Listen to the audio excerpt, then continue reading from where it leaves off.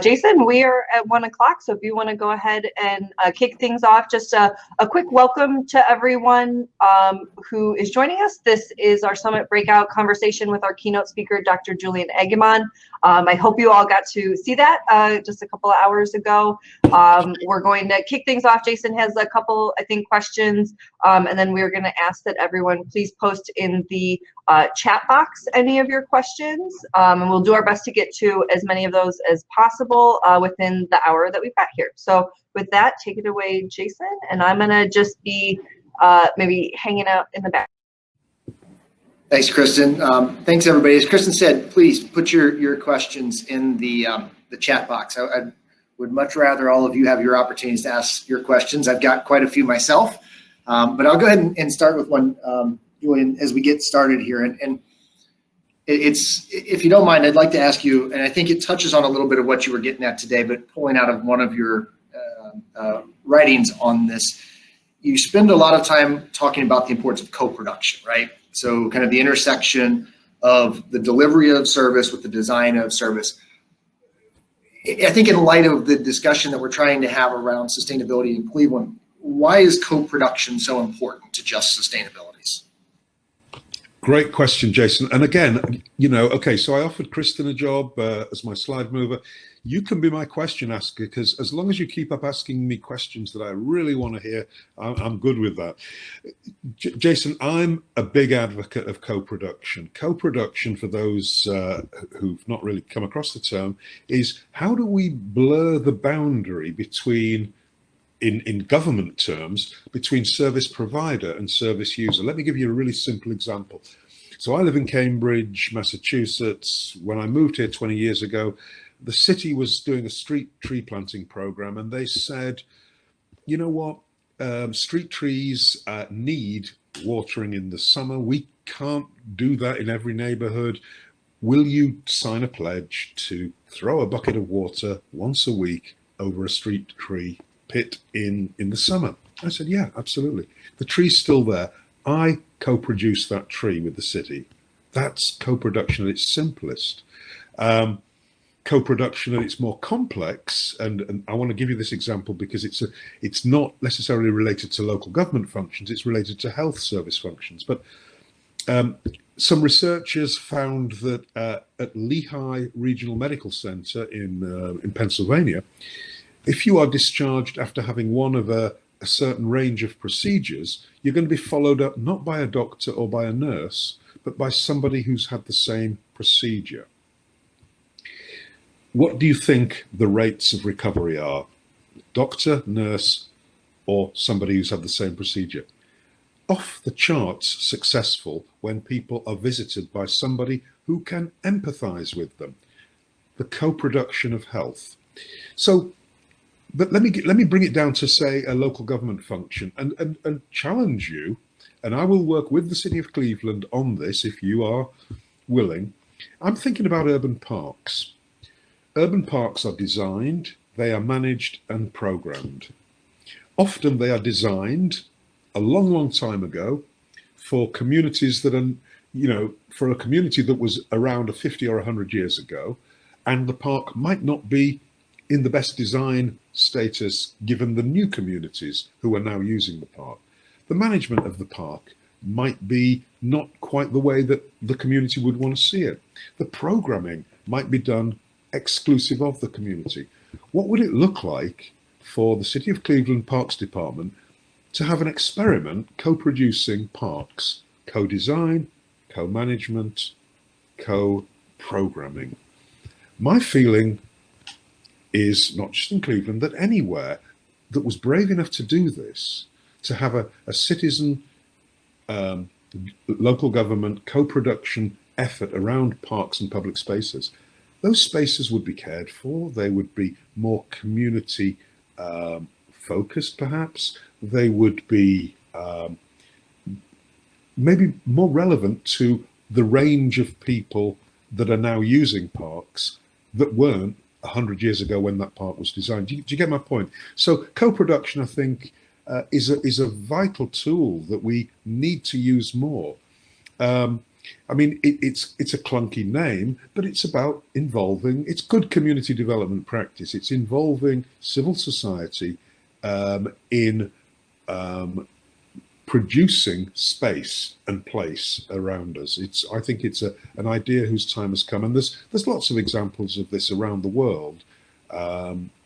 So, for instance, in Copenhagen, there is a park in a very densely immigrant neighborhood, and the park is a linear park with a cycle path in the middle of it. And some of the city planners thought, well, this is such a different group of people in this neighborhood now. How can we change the park? So with the community, they looked at what they could do. And the loud and clear message was, we want artifacts from our culture in this park, whether we're Russians, Mexicans, Somalis, Syrians. And so the park is a wonderful exposition of community cultures. Now, is it going to stop racism? No, it's not. But it's a feature of the local community where people can meet, they can talk about the different artifacts. It's a space of engagement, and we need spaces of engagement where people can talk across difference. I mentioned this in terms of this idea of contact theory. Parks and public spaces are places where people can meet as equals. So I think co-producing parks, we're going to get spaces that are not just safer spaces, maybe we could call them brave spaces, spaces where people can meet across difference. Kristen, I see a lot of things popping up in the chat. Do we have some questions from the chat that we could see if we have time for here? So one of the questions that we have is from Mark Brett. A key issue in the UK is power/influence held over planning authorities, in particular, by the large housing companies in influencing urban housing and commercial development strategy to maximize their own profits, culminating in affordable housing allocations being reduced. Without significant political and legislative change, which is unlikely, what can be done to counter this type of issue? Wow. Not the easy question or the question that you wanted, like Jason. Well, no, see, Kristen, Jason asked me the good question. He's the good cop, you're the bad cop in this sort of situation, okay? No, absolutely, it's a great question. But let me go back and invoke a statement I heard at a conference by the great geographer David Harvey. He said, we're building cities for people to invest in, not to live in. That's the problem we have at the moment. We're building cities for people to invest in, not to live in. You look at the tower blocks in Vancouver, in London, in Boston, and I'm sure in Cleveland, these new buildings, they're half empty. They're investment shells. Now, Mayor of Vancouver 5-6 years ago imposed a tax on non-Vancouver, non-Canadian residents buying properties, because a lot of these properties were being bought by overseas buyers. I think we need to go further. We need a residency requirement that if you buy something, you've got to live in it. Now, is that going to deter some of these super rich investors? No, because they'll just put students or somebody in, they'll do something. But we do have to have a complete change in incentives and move away from this idea of, housing as an investment opportunity to housing as a right. We do need to go back, as New York City is looking at, Boston is looking at, Cambridge, Massachusetts is looking at rent controls. We need to look at some pretty stiff regulatory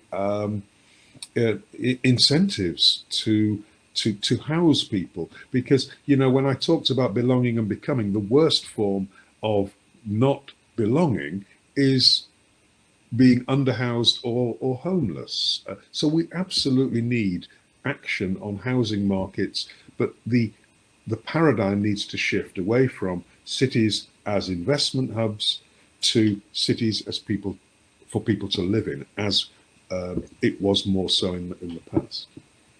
That's great. And Just a quick comment throughout much of your presentation. There are many other breakouts throughout the next 2 days that touch on some of these issues. So we do have one, a listening session on Cleveland's 10-year housing plan coming up tomorrow as well. Another question for you. Are you aware of a funding model where a city parks and rec department has modeled support for local food production in their communities? A lot of what I talk about, is really for the visionary mayor to think about. And I don't mind saying that just this morning, at 8 o'clock this morning, I was on a call with the mayoral candidate in Boston, Councillor Michelle Wu. Michelle Wu, if elected, would be the first woman and the first woman of color to be mayor of Boston. And we were talking about her food justice policy. It is, quite honestly, an amazing policy. I've looked at food action plans from Seattle to Toronto to New York. Every city has a kind of food action plan, a food strategy. But this really centers social justice and equity. It centers undocumented immigrants. It centers those most dispossessed, those most marginalized in our cities. So I think we need visionary mayors to think about food in the city, not just as, urban agriculture will never feed cities, but urban agriculture was never designed purely for that. It was often thought of, and it still is thought of, as a way of bringing groups of people together over production, over food. Food is a fairly neutral thing that people can enter conversations over without getting into politics unless they want to get into politics. You can talk about climate change, you can talk about everything, culture, religion, through food. I'm not aware, though, of any parks department that has set aside areas of parks for productive use. Although one thing that is interesting me at the moment is there's been an uptick in foraging. A lot of people are interested in foraging, and the nice thing about it from my point of view is that it seems to be completely cross-cultural. African Americans, Chinese Americans, Italian, everybody is foraging.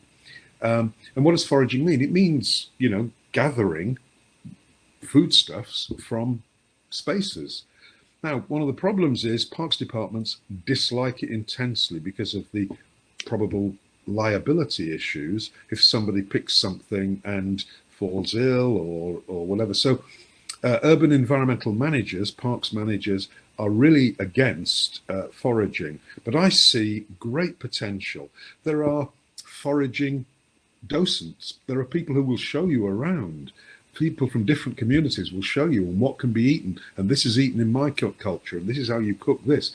What a great way, again, of bringing groups of people together across cultures, interculturally, to look at free food in urban spaces. So I'm saying to parks managers here, I understand your aversion to this, but isn't there some way we can work around it? What would be the co-production aspects of thinking about foraging more in a nutritional sense, in a celebration of culture sense, rather than in a purely litigious sense? There's got to be a way around this for the creative parks manager. And again, I'm happy.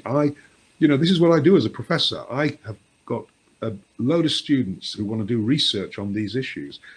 Challenge me. I'll help you think about this. We will find best practices around the world where parks are allowing or even promoting issues like foraging. But I think, our parks and our public spaces and the potential public spaces that are left over from suburban malls, from parking lots in suburban malls, these could become productive spaces as well. So let's not just think about spaces as exist as parks. Let's think about, agriculture in these now redundant parking spaces in many suburban malls. That's great. And I love the opportunities that could create, not only, you know, from the production side, but just exposure to other things that you might not otherwise consider from a food perspective. Absolutely. All right. Kind of still in a similar vein on food, but what is the balance of creating a sanctuary of space versus our natural environment? For example, Americans prefer to eat cattle from Europe and farmed here versus deer and buffalo, which are native to here. For trees and landscaping, we prefer foreign or non-native plants. Where is the balance in design? Yeah, great question. It's a really difficult question. You know, to what extent can we constrain preference? Many immigrants to the United States come here for the American dream, that they can choose. They have this choice to do what they potentially couldn't do in their own country, and to have access to all of these resources and to be able to work hard to be able to buy access to these resources. How do we curtail public choice in favor of pro-environmental policies? This is, you know, and I'm going to be brutally honest with you. I mean, you know, and I say this to my students, you know, what we need to do is ask the right questions. We don't know all the answers. In public policy, we need a little bit of humility and to drop our professional guard and say, we don't know, but let's work it out. And again, this is the notion of co-production. How do we co-produce answers that work for everybody, rather than we as supposed experts saying, I know the answer to that and this is what we're going to do? Because that comes down to human nature and the desire and the ability to procure things that maybe stifle local markets, or at least don't nourish local markets or furnish local markets with funds. So again, I think these things are all you know, tensions that we're going to embrace as we move towards greater sustainability. I mean, you know, think about it. So when I lived in the UK, I mean, we had a dilemma. We got tomatoes, and yes, I do say tomatoes. We got tomatoes from the Netherlands, which is closer to the UK, or we could get tomatoes from Spain, which is further from the UK. Which do you do? In Spain, they're grown out of doors. In the Netherlands, they're grown indoors with the highest, most technologically advanced forms of growing medium. In the Netherlands, despite the fact that the Netherlands is very energy efficient, producing each tomato costs much more energy than it does out in the sun in Spain. But yet flying the tomatoes from Spain to the UK used more energy than shipping them, say, from the Netherlands just across the North Sea. Which is best? What do you do? Food miles, embodied food, embodied energy in food. Do we do this on a case-by-case basis, or do we think of some general principles? These are all the difficult questions we have to ask, some of which there are no immediate answers. And I mean, that's as close as I can get on this one. Difficult questions. And, you know, maybe there is a role for cities in this, and there's a role for cities through their procurement frameworks. I mean, so in my call this morning with potential Mayor Wu's team, we were talking about the millions of dollars that Boston spends on food procurement, and how through a good food purchasing ordinance, this could be used to perhaps frame or guide people in certain food choices. Now, I don't know whether the city of Cleveland has a food procurement. Well, I mean, you do have a food procurement policy because you get food for your schools, hospitals, elder centers, etc. But do you have a good food purchasing policy? That would be something I think to work on, and that would be something that would be eminently co-producible. Get the Food Policy Council. I'm hoping you've got a Food Policy Council in Cleveland. Get the Food Policy Council working with you. But first thing, make sure the Food Policy Council looks like Cleveland. Here's something, Cleveland, that I want you to really understand. if your organization doesn't look like the community it serves, are you legitimate? Are you trusted? Are you even effective? I see too many organizations working on behalf of communities, but that they don't look like the community.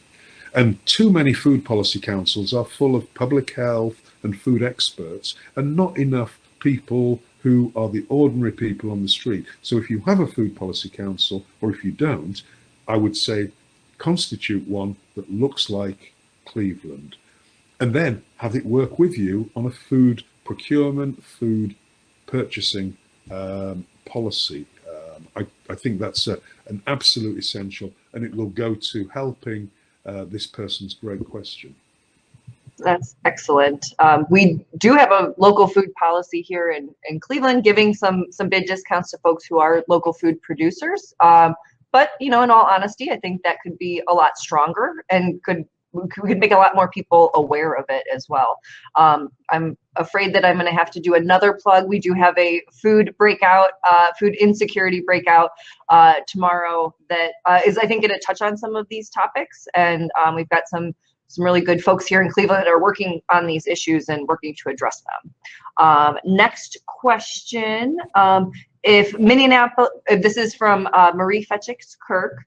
If Minneapolis and Portland are examples of cities with more inequity, what are examples of U.S. cities if cities in the U.S. that are doing things well? What cities have lower levels of inequity? What do these cities have in common? What are ideas that we can learn from them? Well, don't get me wrong. I'm not saying that Portland and Minneapolis are doing it wrong. They've just got a legacy that is perhaps more entrenched than many other cities. But my use of them as examples was to say, on the surface, they look like green cities. Remember what I said at the beginning when we asked people what sustainability is, and they say, oh, it's about being green. Well, then we could say Minneapolis and Portland are sustainable cities, but they're not. Clearly they're not. They're green, but they're not sustainable because they have rampant levels of racial inequality and other socioeconomic inequalities. And I'm afraid, all American cities are somewhere on that spectrum because of the legacy of redlining, of racialized covenants, racialized zoning until 1917, single family zoning. I mean, remember, well, there's a great book called Zoned in the USA about zoning and the power of zoning. Single family zoning is integral to the American dream. I mean, we're talking here about something that is so deeply imbued in, the American dream that it is difficult for some people to disentangle that, and that most cities have or had single family zoning. For instance, I mean, Minneapolis was way out there, 70% of land was zoned for single family. But, New York, 10 to 15%, most cities falling between those two.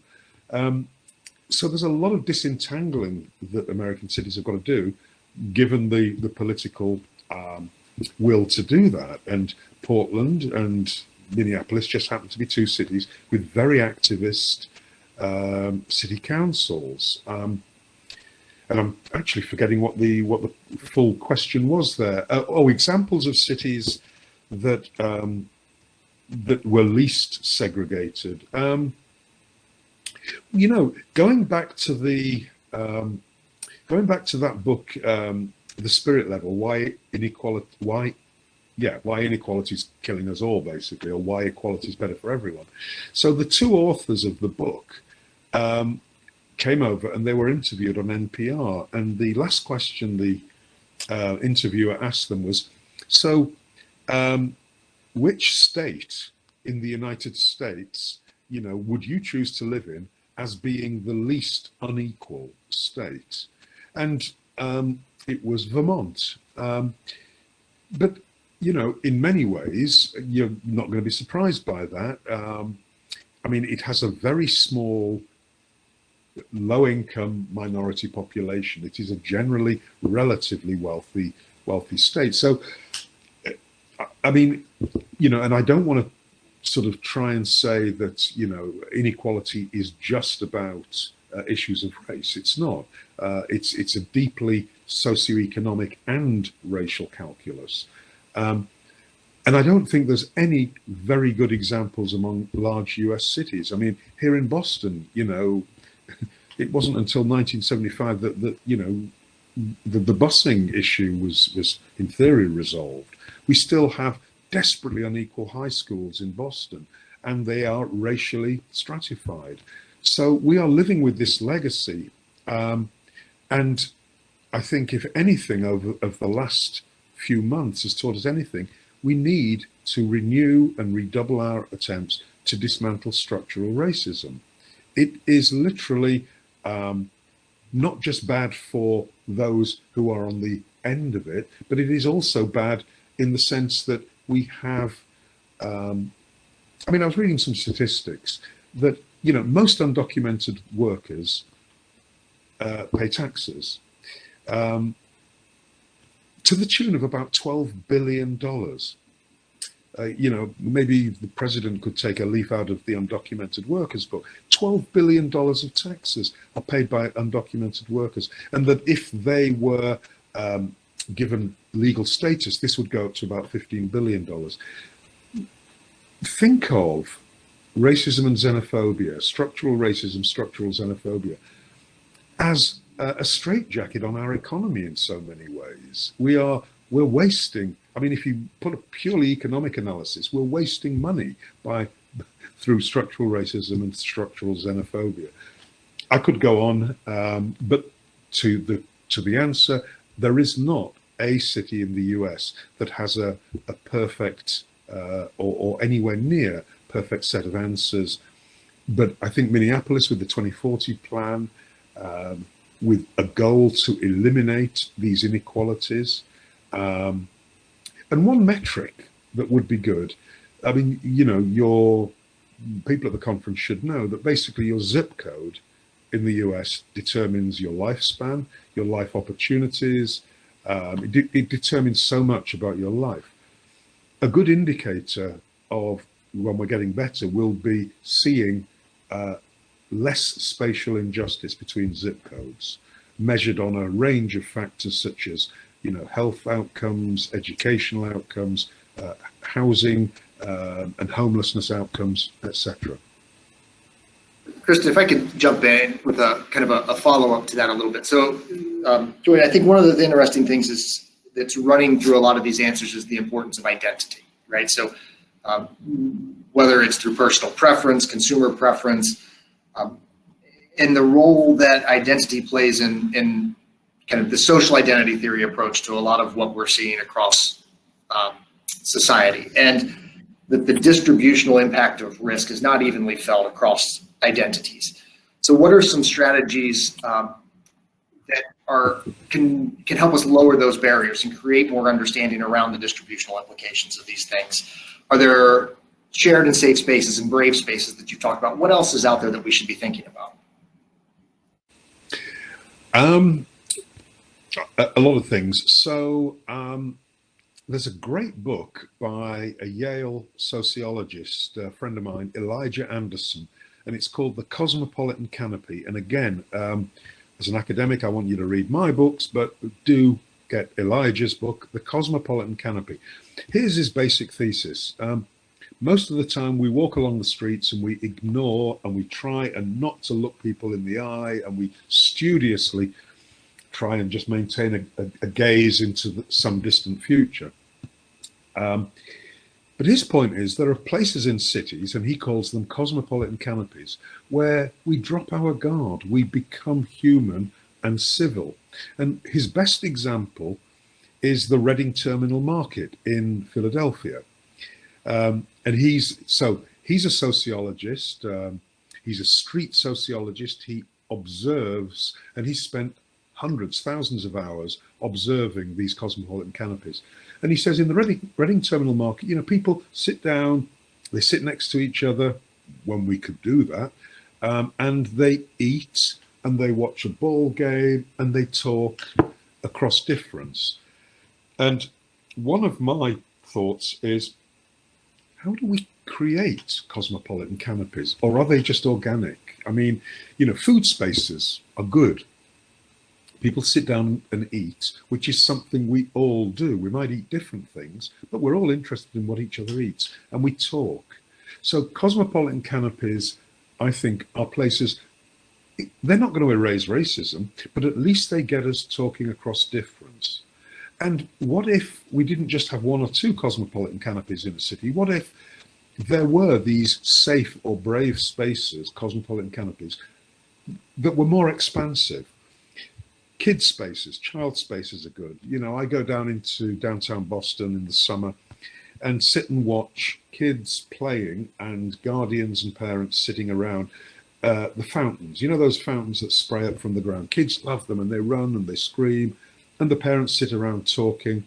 Kid spaces, food spaces, these are good spaces to meet across difference. So, one of my challenges to urban planners, urban designers is, how do we create cosmopolitan canopies? Could the city as a whole, or whole areas of the city, become these cosmopolitan canopies? Again, in the full knowledge that they are not necessarily anti-racist spaces, but they are at least spaces where people feel comfortable talking across difference, talking to a stranger. And so, just to bring the identity aspect in there, again, I think that, we have a mass of different identities, thinking about the plant and animal kingdom. I mean, there's not just two kingdoms now. There are many other. When I was at university in the 70s, there was the plant kingdom and the animal kingdom when I did my geography and botany degree. Now, there's many kingdoms. The fungi are in a separate kingdom, and just the same with human identities. I have several people in my class. I don't say he or she, I say they.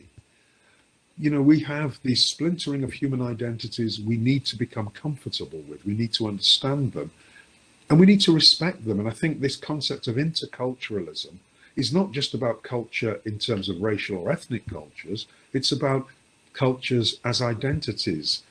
And you come to a university nowadays, and there are many, many, many different, identities that students can adopt. So we, people, and I'm looking at your hair to see if you're of my generation, Jason, maybe you are, people of our generation who thought man, woman, plant, animal, we have to let that go, because there are many more ways of being today, and we need to be happy with that. And there is no normal. There are many normalities. And that's all part of the notion of interculturalism, and seeing it not as a problem, but as something to be tapped and something to be celebrated, and something that offers opportunity and a way ahead for our troubled societies today. Awesome. Thank you, Kristen. So I'm going to jump around in our questions a little bit, because I think this dovetails nicely into this next one. So as we're thinking about universities, and I know we have some of our local educational institutions represented here at the summit, what would you like to see more of in terms of organization and actions at universities? Any tips on how to de-silo within and between universities? Yeah, that's a great question. All of them great questions. Well, let me jump in with an example from Tufts. And for those of you who don't know, Tufts is a 3-campus university in Boston, in Grafton, Massachusetts, near Worcester, which is where the vet school is, and we are on the Arts and Sciences campus in Medford, Massachusetts, and they're all part of the Boston metro area. And we have had a big push on divestment in fossil fuels. In the 70s, when I was at university, it was about divestment in South Africa, and we were trying to get students not to bank with Barclays Bank, because Britain's Barclays Bank was the biggest institutional investor. And we did it. And President Mandela came to London in 1996, and I was there, and he thanked the UK and UK students for their part in divesting from the apartheid regime through Barclays Bank. Similarly, this climate change divestment, fossil fuel divestment, is students' anti-apartheid moment. And the reason I'm mentioning this is we changed the frame from climate change to climate justice. That simple reframing brought in a lot more students who thought climate change, that's all for the environmentalists, the economists. As soon as we started calling it climate justice, many more students came into it, realizing that, hey, this isn't only about some scientific stuff. This is actually about human lives. This isn't about decarbonization only. This is about respecting all humans, and especially those who are first and worst affected by climate change now and are least responsible for carbon production. So on university campuses, I think framing issues as issues of social justice is really important.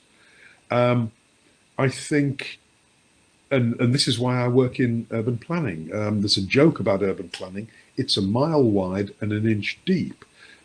As urban planners, we're a little bit of a lawyer, we're a little bit of an architect, a little bit of an engineer, a little bit of an ecologist, a little bit of an urban designer. We are intersectional thinkers. And I want to see much more in universities around intersectional thinking. I don't want to be the only class that deals with social justice in urban planning. I want it to be throughout our urban planning curriculum, as it is. And in many ways, some universities now, through some of their undergraduate distribution requirements, are requiring, the multicultural society and things like that. But, we really need to ramp it up and start to look at, indigenous issues, anti-racist issues. We really need to ramp it up in terms of, looking at how to counter structural racism. Now, on our campus, and I'm sure at campuses in Cleveland, we have a whole range of culture houses, Asian American, women's, issues of, African American culture house. When I was at McGill University on sabbatical, they have a First Nations culture house as well.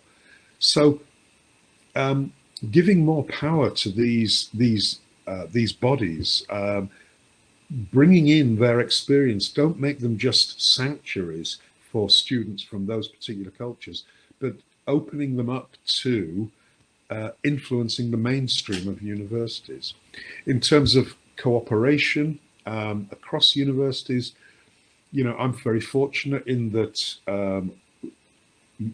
Tufts, Harvard, MIT, Northeastern, UMass Boston, UMass Amherst, we're all planning schools. So we have a consortium arrangement. I think that's a really good idea. I encourage my students, if there isn't a class at Tufts that they want to take, or there's a particular class at Northeastern or MIT, go and take it. I have 2 Harvard students in my food justice class this semester because Harvard doesn't have a food justice class.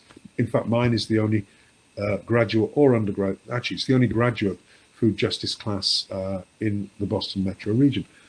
So I want to see this idea of almost like a meta university, sharing resources. Now, we're all cost centers these days, I know that, but who is this about? This is about students thriving and student education. Surely we great institutions, and surely you great institutions in Cleveland can come up with a more cross-institution framework. And I'm sure the bean counters can account for it somehow. But this is about, preparing students for the real world. And across your city, you've got some great institutions, and not everyone offers everything that is needed. It's just like the 2 Harvard students that have come to my class. I don't boast about it, but I just see it as normal. And I have a student taking a transportation planning class at MIT because they've got a more advanced one than us.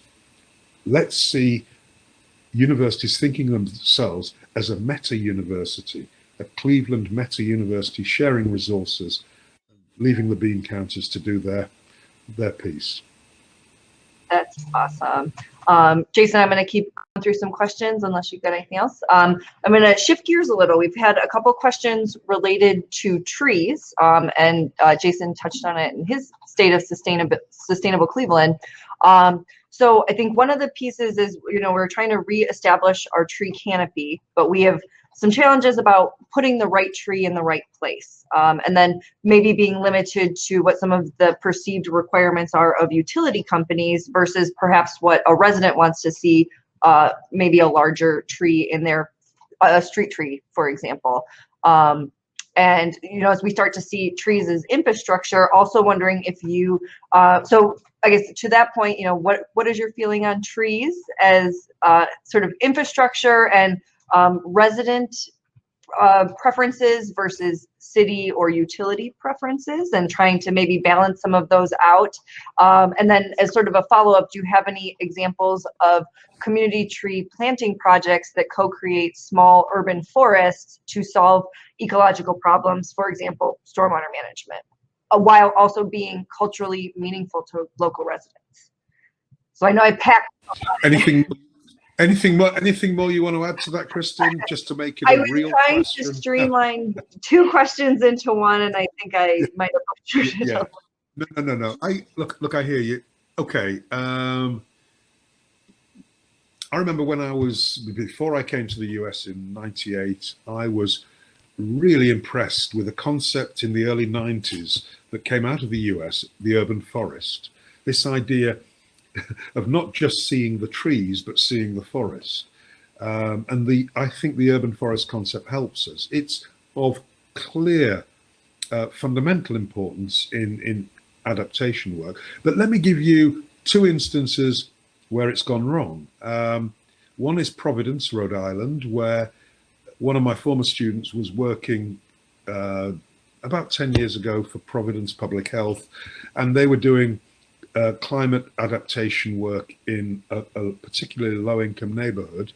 Of course, hadn't consulted anybody in the neighborhood, none of the community organizations, and just started planting trees. And somebody came out and said, I know what that species is. That's going to drip sap on my car. I don't want that in my neighborhood. Selection of tree species, co-production. Maybe that's what we should think of. The second example is from Detroit, where again, the city of Detroit engaged a non-profit from outside of the city to come in and do tree planting in low-income neighborhoods. People were not best pleased because, these are neighborhoods that had been redlined, that had been, all of the horrible things that we know happens to low-income neighborhoods with cities imposing their will. Again, a co-production approach. Nobody's saying trees are wrong, but you've got particular sensitivities in lower-income neighborhoods, and especially minority neighborhoods that have had stuff dumped on them, literally dumped on them in the past. So those are the negatives, and I think it's about consultation, and it's about understanding, why these climate adaptation schemes are necessary. I'm thinking as well about the notions of productive trees in cities, and in Seattle, the sort of community orchard concepts. I mean, these are supported across, I believe, across cultural groups, just as I mentioned the notion of foraging is supported across cultural groups. I think, again, it requires consultation, co-production of ideas. Just like I was saying, I'm not against complete streets, but I'm against complete streets the way they're being implemented as a top-down, urban design heavy concept. So similarly, the whole concept of street trees needs community input. It needs a co-productional approach. And I don't know, maybe, one of the questions before I had to jump out and go to another meeting, but one of the questions was about how do we train professionals, urban planners, to think about these things. Let me guess, none of your parks people have done cultural competency training or cultural humility training. How about that? You know, how about, rather than just having a demographic analysis of a neighborhood which says percentages of cultural groups, how about doing an ethnographic survey, co-producing an ethnographic survey of different neighborhoods, getting people in the neighborhood to help the city understand the cultures in the neighborhood, not just the, as I say, the demographic data, but the ethnographic data. This is, I think, fundamentally important. And again, I've challenged a lot of cities to do this. This is something that you can do with communities. In fact, you can't do it without communities. So I think working with a community on this ethnographic information will help people understand selection of tree species. I mean, are there tree species that are, you know, culturally significant? And to this point about, you know, native versus alien species, look, I live in Massachusetts. Maryland is coming to Massachusetts in the next couple of 100 years with climate change. We're going to have a climate like Maryland. What is native? What is alien? What is introduced? We need to forget that. We need to forget it. I used to sit on the Department of Conservation and Recreation Stewardship Council for the Commonwealth of Massachusetts. And every meeting I would ask the Commissioner, how much are we spending on alien species removal, on invasive species removal? And I never got a correct answer. When do we stop trying to decide who is native, who is alien, and start looking at plant species as being beneficial? Now, yes, there are some invasives that we need to control, absolutely, but there's very few of them.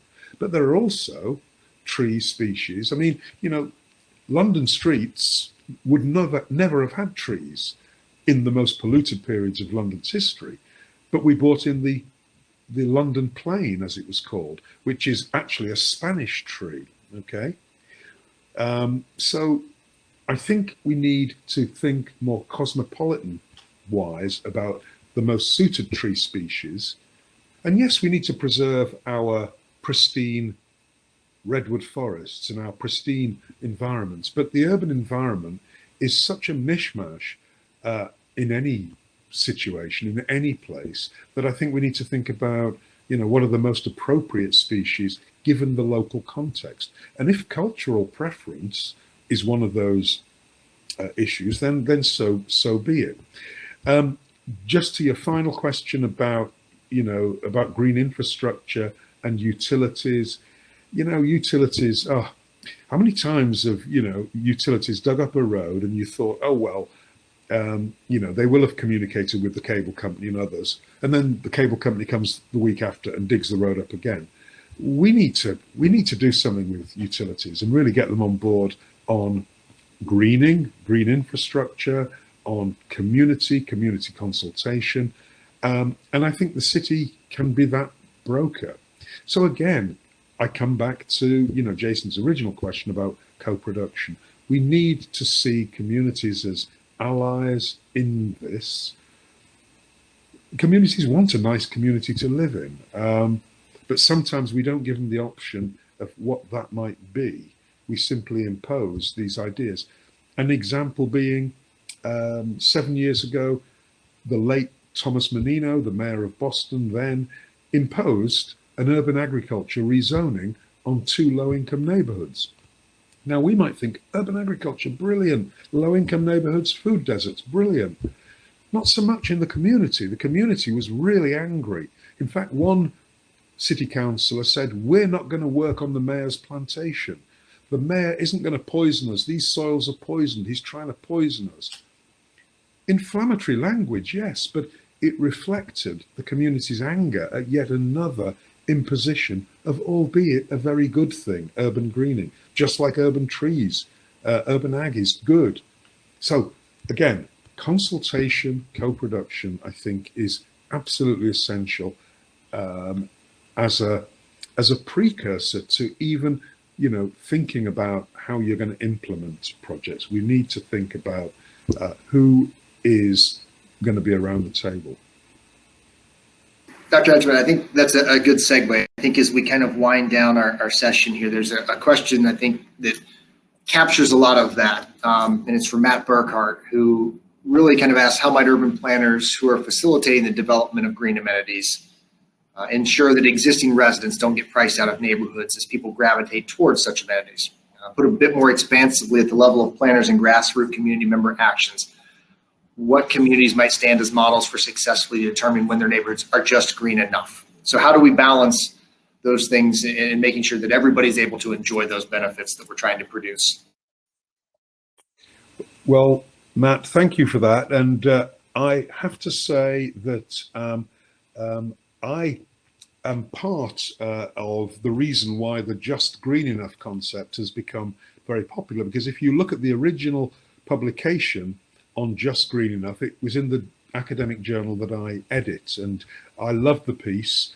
And what Matt's referring to is some work that was done by researchers at Temple University on a community in Brooklyn, a largely white working class Polish origin community, who said, look, the developers are moving into our community, you know, look at the view of Manhattan, this is a developer's paradise, what are we going to do? And they came up with this concept of just green enough.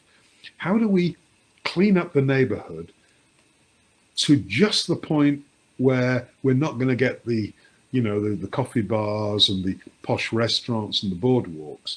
So it was almost like a public health level cleanup rather than a super greeny cleanup. And that's the just green enough concept. So just green enough has been used and is being used by a lot of communities, although there are some critiques of it. Another tool is affordable housing. And if you look at some of the work done by a guy called Dan Immergluck at Georgia Tech, Dan has been looking at the Atlanta Beltline and the hyper gentrification happening around the Atlanta Beltline. And his argument is we need robust, affordable housing policies in place before these ecological developments start. If you wait till after they've started, no chance. The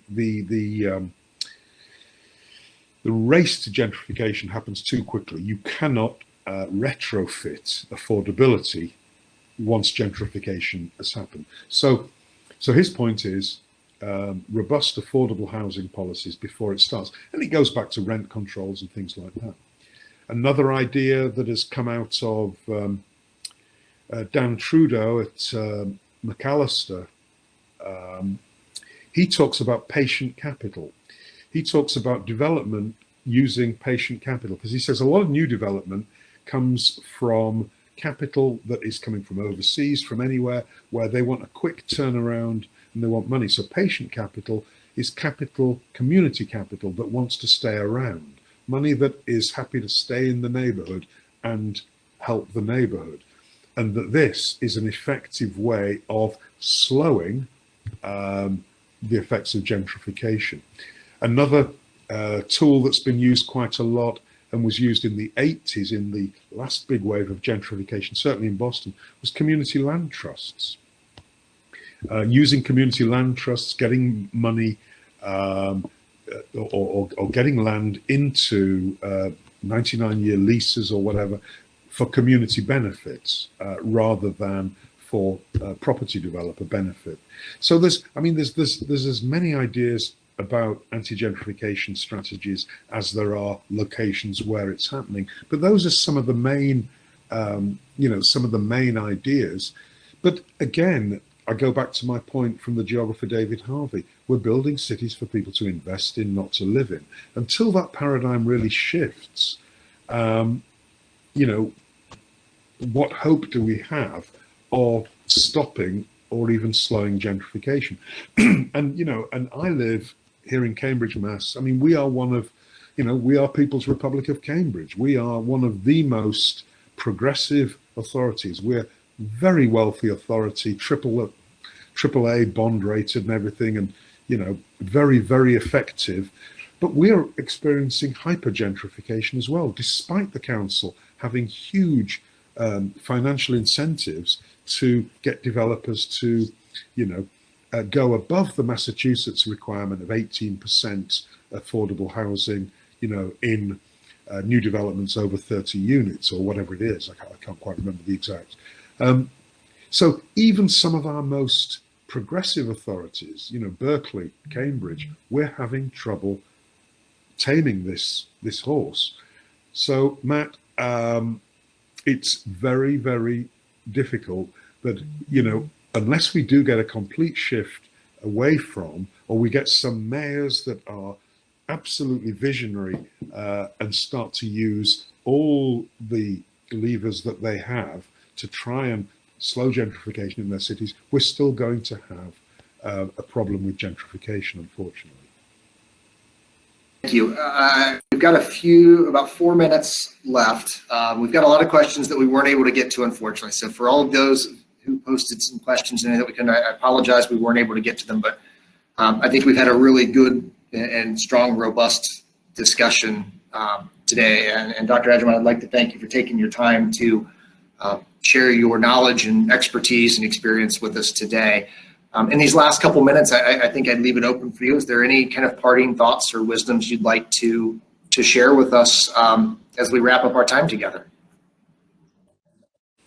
Well, just to reiterate a couple of key points, everybody on this call right now, look to your organization, the organization you work for. Do you look like Cleveland or the community in Cleveland that you work in? I want to give you a really good example from Boston. I think the organization you might want to model yourself on is called the Dudley Street Neighborhood Initiative, dsni.org. They set themselves up in the 1980s, and before they constituted the organization, they did a demographic survey of the neighborhoods and have constituted the board of directors to look like the neighborhood. Today, 40 years on, they are still the only nonprofit in the US to have been given eminent domain powers. Because in the 80s, the neighborhood was abandoned. Capital had flown out of the neighborhood. It was blockbustered. It was everything that we know it could be. 1,000 units of affordable housing later, 2 community land trusts with community farms, a new Dudley Commons, etc., etc. The organization is legitimate, it's respected, and it's trusted, and the funders love it as well. So redouble your efforts. How can you make your organization look like the communities it serves? And then second, absolutely essential, again, coming back to this, social justice never simply happens. We can have all the elegant, smart policy making we want around economic, technical, and environmental objectives. But if we don't embed social justice and equity objectives, then we're not going to get policies that favor or develop greater commitment to social justice and equity. It's quite as simple as that. And, finally, I'm going to go back to a quote that I haven't used in ages, but it just seems absolutely appropriate. I was at a conference about 25 years ago, and somebody said, sustainable development means using our unlimited mental resources, not our limited natural resources. And I thought, wow, I wish I'd said that, and I just have, but I can't claim it as my own. So Twitter people who've been tweeting me, do quote that. Sustainable development means using our unlimited mental resources, not our limited natural resources. And those unlimited mental resources, Jason, are unlimited. In here and in that collective brain of the 425 people in this room, we have phenomenal power. So sustainable development happens here first, rather than out there. Let's use what's in here. Let's put together all of the great things that you're going to be talking about over the next few days and really leverage that mental resource for greater sustainability and sustainable development in Cleveland. I think that's a fantastic, motivating way to end it. I really want to thank you for taking your time for the keynote address and to take the time to answer all these questions today. I wish we were in person for a variety of reasons, so we could give you another round of applause, but also for a whole bunch of reasons beyond that. We really appreciate the time and energy, and I think this was a great way to get started with the summit this year. And if those of you who are attendees, we've got some great panels starting at 2 o'clock, and we look forward to seeing you all there. Thank you very much, everyone. Thank you. Thank you, Jason. Thank you, Kristen.